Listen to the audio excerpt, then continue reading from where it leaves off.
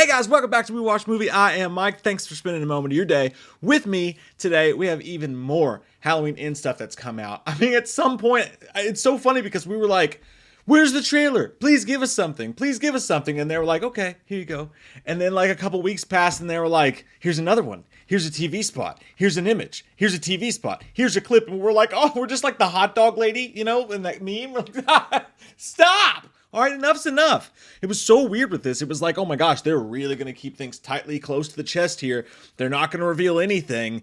And I mean, Universal just cannot help themselves. And I feel like maybe too much has been shown. Maybe it's not. I'd have to see the movie to say that. You know what I mean?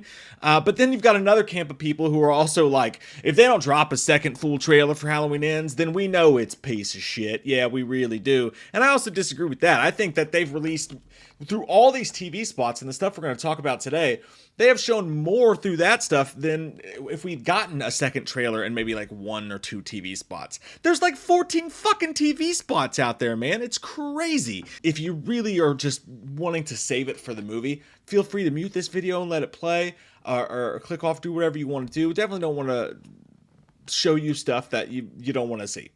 First, I told you in the footage that came before, there was something in that microwave. Someone was cooking some pizza rolls. There was a trap being set. Something's happening. A hungry man. I don't know. I knew that microwave was going to come into play. And we see how here. First, Michael slowly walks up the door and his breathing is loud as shit. Because I'm taking a shit in them, Lori. But no, just an extended scene of this fight, but with no music or whatever and just the breathing. When Michael turns her around this table, I mean, it's loud. He's like, ugh. He lets out a deep, deep grunt. And don't start with the Corey stuff because you can see that he's missing his fingers in this clip. But yeah, Michael's audible in this, and I kind of like it, man. Like when he throws her out, he's like, ugh. Sounds like when you're pooping next to a dude in a Walmart bathroom, you know? It's a deep, guttural grunt, and I'm into it. He sounds a lot like he did in the original, to be honest. What did you say to him? I see the same thing in him that I saw in Michael. In clip number 2, which again comes from God knows where, Lori and Allison are having a conversation. Allison's trying to get the fuck out of there. Lori's trying to tell her that she sees the same thing in Corey that she saw in Michael. Allison gets real pissed, which is a weird thing to say, by the way, because it's not like she had brunch with Michael. She just had those couple run-ins with him. It's not like they sat down and had a conversation, unless she's just talking about the look in his eyes, or in Michael's case, eye, because she gouged it out with a fucking hanger. But, you know, I don't just maybe the look, maybe the essence she gets from Corey. Allison tells her that she's obsessed with death, and she's like, you're Michael Myers, and then drops an absolute teenage knife through the heart. Oh, okay, that's cool. I guess I'm just an old useless hack to you! Which honestly, I don't blame Allison for acting this way. She's been through absolute hell. Her life's been a piece of shit up until now. She just so happens to have really, really bad taste in men. Like Britney Spears level bad taste in men.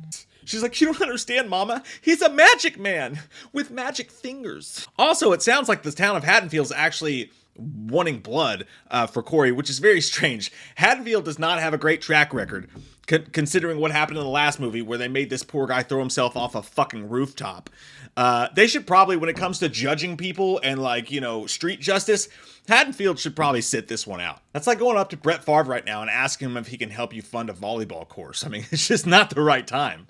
In clip 3, you got Lori inside this empty house talking to Corey, which is very weird. What house is that? Is it Michael's house because she knew maybe he would be there? Or is she moving because she's trying to get Allison away from him? Clearly, this is a house that is being, you know, pulled apart. Or maybe, once again, a theory that I think is really cool is if she bought the Myers home and is going to bulldoze it, and they're just sitting in it before it, you know, gets bulldozed or whatever. I still hope to see that. I think it'd be dope as shit. In this clip, she's telling Corey to stay away from Allison. And I will not let her. He goes from just sitting hipster storytime pros to standing straight up Danny Bonaducci style and screaming, you started this! And I can only imagine that this means that 1, Corey's babysitting a kid who does die mysteriously. 2, Lori decides as a part of her trauma process to take him under her wing. 3, she goes, oh fuck, this dude actually is really creepy and probably did kill that kid and I totally fucked up big time and now he's trying to date, you know, my daughter or my granddaughter. If I can't have her, no one will. And that's the kind of thing you say to a grandma. It gets you smacked in the mouth. Get you dragged out of that fucking derelict house by your ear. No more birthday checks for you, Corey. You fuck. You're getting your hair cut at Great Clips from now on. In all seriousness, I love the acting in this scene. I love the vibe. I love the music.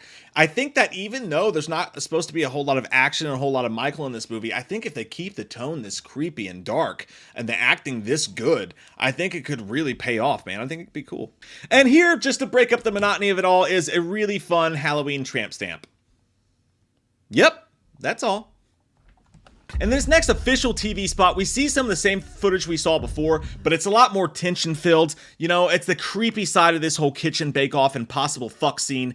There's another amazing shot of Michael in this tunnel looking like he can't decide whether to fight, fuck, or eat Corey right now. And we have Laurie getting all up in Allison's face here, and Allison thinking, goddamn, Grandma, brush your teeth. Then another strange line that sounds like she was recording Madden commentary and not at all natural like it actually would be in the movie, where she says, For the last time, we fight. There's so many scenes like that in these trailers that just, again, it sounds like someone's just recording Madden and it's just like a line that's just regurgitated over and over again. I don't know if these lines are actually going to be in the movie, but like there's, for here, it's the, for the last time we fight. And then earlier it was like the, let's go. It's just very strange, the Laurie quips that come out of this. I wonder really what they're doing with that.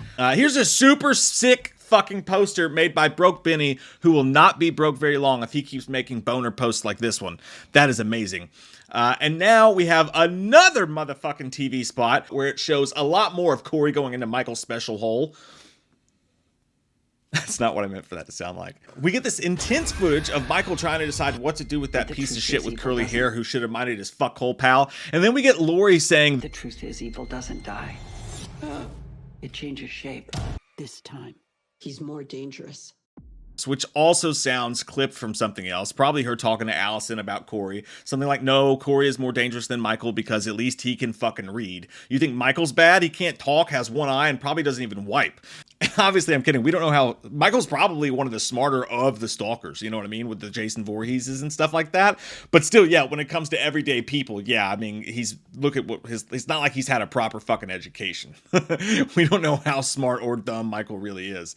But anyways, that was just a joke is my point. But that, my friends, is the Halloween Ends update. All the TV spots, all the trailers. I think, I probably missed a couple. There's so goddamn many.